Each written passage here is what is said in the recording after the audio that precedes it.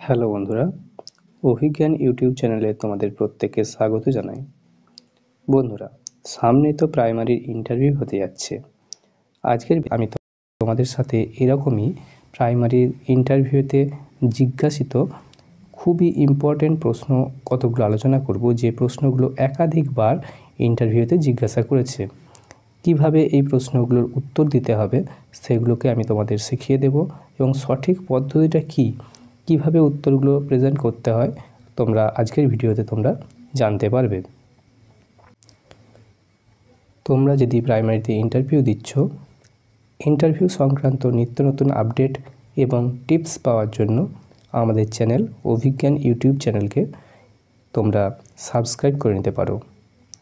তো চলো বন্ধুরা, প্রথম প্রশ্নটিতে যাওয়া যাক। এই যে প্রথম প্রশ্নটা, এটা বহুবার জিজ্ঞাসা করা হয়েছে বিভিন্ন ক্যান্ডিডেটকে যে আপনার নাম কি। এই প্রশ্নটা কিভাবে উত্তর দেবে? পূর্ণ বাক্যে উত্তর দেবে, আমার নাম অমুক, রাম শ্যাম যদু মধু, যা হবে সেইটা তোমার উত্তর হবে। ওকে, দেখো পরের প্রশ্নটা যদি যাই, এটা আমাকেও প্রশ্নটা করেছিল যে আপনি কোথা থেকে আসছেন। তো এটা একটা খুবই কমন প্রশ্ন, এবং এটার উত্তর কিন্তু সুন্দরভাবে প্রেজেন্ট করা যায়। কিভাবে বলবে উত্তরটা?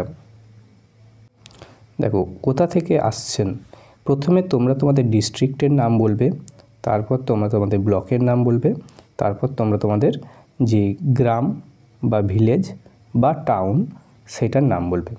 তাহলে কথা কেউ বলছি, কেউ বাঁকুড়া জেলার সোনামুখী থেকে যাচ্ছে।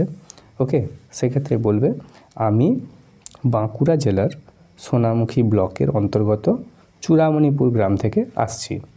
এরকমভাবে উত্তরটা তোমরা প্রেজেন্ট করবে। ওকে, তাহলে বুঝতে পারলে কোথা থেকে আসছেন এটার উত্তরটা কিভাবে দিতে হবে। ওকে, পরের প্রশ্নটা,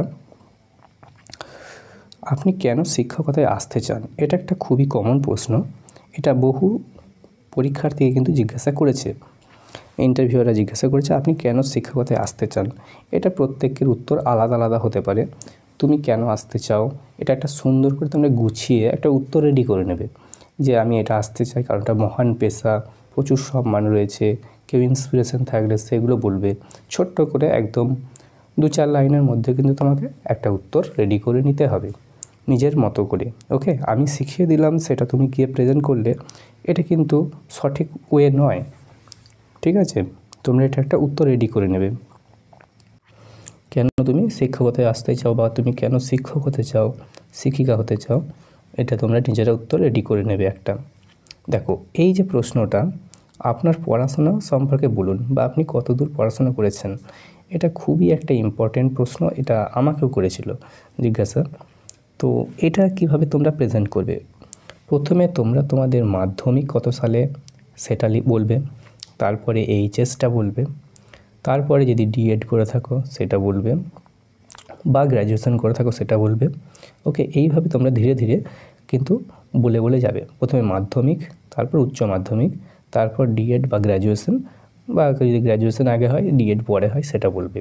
ওকে, এইভাবে কিন্তু পরপর বলবে, কেউ কিন্তু র্যান্ডম বলবে না, প্রথমে ডিএড তারপর মাধ্যমিক তারপর গ্র্যাজুয়েশন, এইভাবে বলবে না, কিন্তু একটা যেন ক্রোনোলজিক্যাল অর্ডারে হয়। ওকে,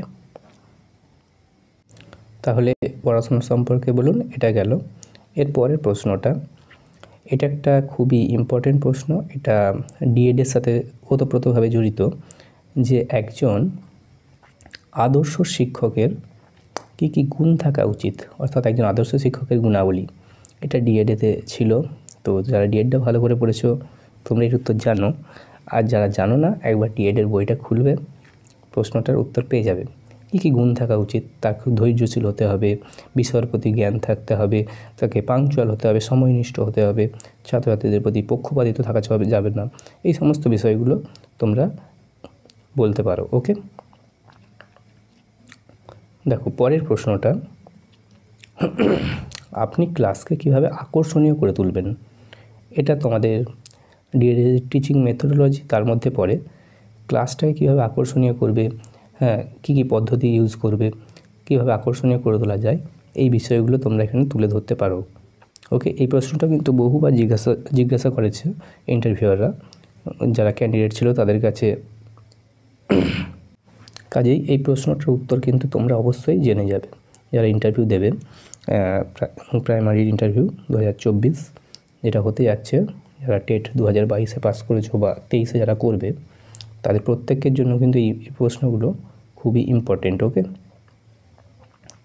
দেখো এই প্রশ্নটা কিন্তু বহু জায়গাতে জিজ্ঞাসা করেছে। ইভেন আমি যেখানে মক দিয়েছিলাম সেই মক ইন্টারভিউতেও আমাকে জিজ্ঞাসা করেছিল যে প্রাথমিক স্তরে কি কি পাঠ্য বই আছে, অর্থাৎ ওই যে পাতাবাহার কোন ক্লাসে আছে, আমার বই কোন ক্লাসে, আমার গণিত, আমাদের পরিবেশ, ভাষা পাঠ, উইংস, হ্যাঁ এই বইগুলো কোনটা কোন ক্লাসে রয়েছে, এগুলো কিন্তু তোমাদেরকে খুব ভালো করে জেনে নিতে হবে।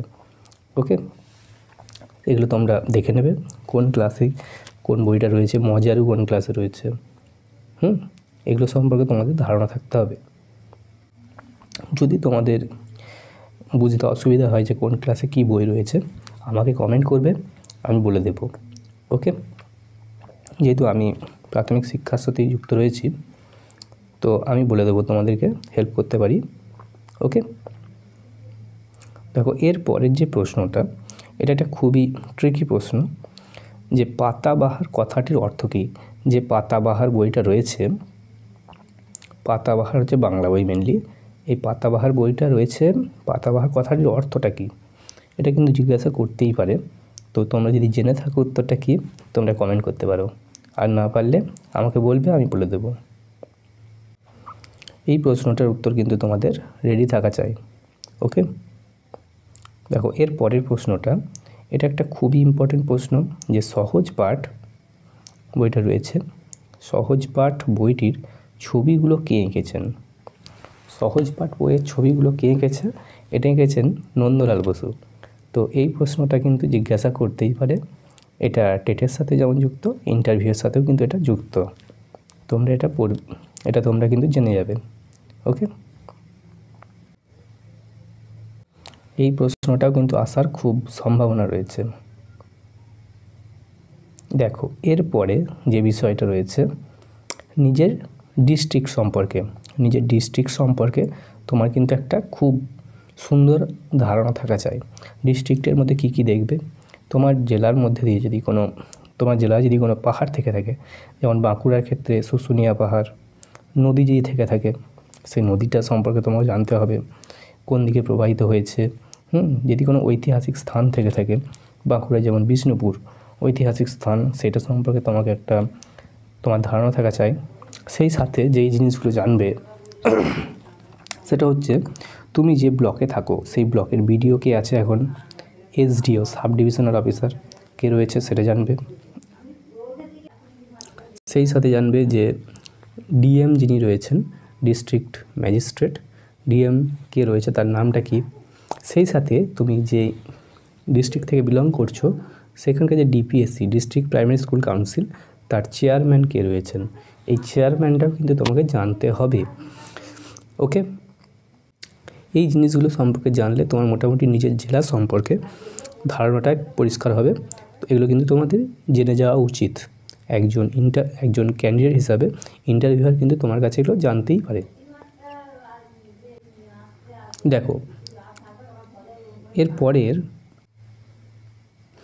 এরপরের যে প্রশ্নটা ভেরি ভেরি ইম্পর্টেন্ট লেখা আছে, খুবই ইম্পর্টেন্ট প্রশ্ন, এটা হচ্ছে মিড ডে মিল সম্পর্কে যে সমস্ত বিষয়গুলো রয়েছে। মিড ডে মিল প্রথম কবে চালু হয়েছিল, কোন রাজ্যে প্রথম চালু হয়েছিল, মিড ডে মিলের পূর্বে নাম কী ছিল, এখন কী নাম, কত গ্রাম করে চাল দেওয়া হয় প্রত্যেক বাচ্চা পিছু, কত গ্রাম করে চাল দেওয়া হয় বললাম, কত টাকা করে বরাদ্দ রয়েছে, এই সমস্ত বিষয়গুলো আমি মিড ডে মিল নিয়ে একটা সেপারেট ভিডিও বানাবো। সেই ভিডিওটাতে আমি সম্পূর্ণটা তুলে ধরবো, মিড ডে মিল সংক্রান্ত একদম A to Z। তোমরা যদি চ্যানেলে নতুন হয়ে থাকো, আমাদের চ্যানেল অভিজ্ঞান ইউটিউব চ্যানেলটিকে তোমরা সাবস্ক্রাইব করে নাও।